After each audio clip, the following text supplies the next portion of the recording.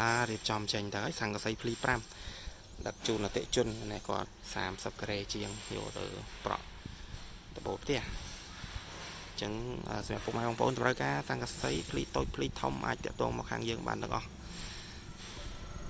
អញ្ចឹងមេឃនេះចាប់ផ្ដើមធ្លាក់ភ្លៀងមកកក់ខែហើយអញ្ចឹងជាងគាត់បន្តការងារសម្រាប់អតិជនច្រើនសាកសួរតើតើផលិតផល ISI មានអ្វីដែលជាចំណាំគឺយើងមានត្រានៅលើផ្ទៃបាតសង្កសីអញ្ចឹងអានេះសម្រាប់ប្រភេទសង្កសី ISI អន្តនូគឺយើងនឹងឃើញដាក់ថាសង្ក